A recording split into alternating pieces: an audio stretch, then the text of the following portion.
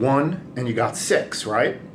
But it doesn't go 1 2 6. It goes 1 to 2 to 3 to 4 to 5 to 6. You have to go through all the steps in life. There's a process. So it's the same thing with anything in life that you want to achieve. You have to build momentum there by going through the steps.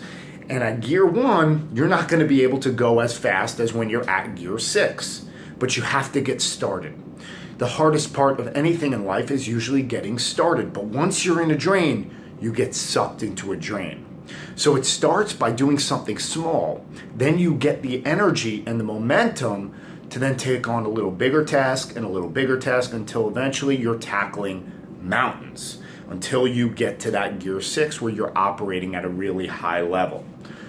So how do you apply this in terms of your fitness? Well, it might be something as simple as the next meal I'm going to eat is going to be healthy.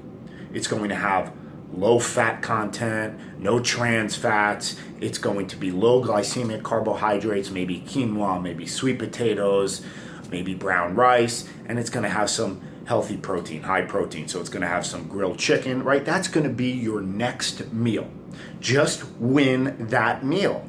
And then once you're in that drain, you're going to notice that it's much easier to make the next meal a little healthier, right? So then you have a momentum process that's starting to build. It might be going to the gym and just showing up. There was a great story, I forgot where I read it, but anyway, somebody who lost, I think, 100 pounds. The way that he did it was he just made a promise that he was going to go to the gym for 15 minutes every single day. And he was just going to show up. He didn't have a plan exactly about what he was going to do. It wasn't like I'm going to do some intense weights and intense cardio every single day. It was just I'm going to show up at the gym. But then he said once he got to the gym, he's like, I'm here. I might as well do something. And then once you're there, you do something. Then the next day you go back, you do something.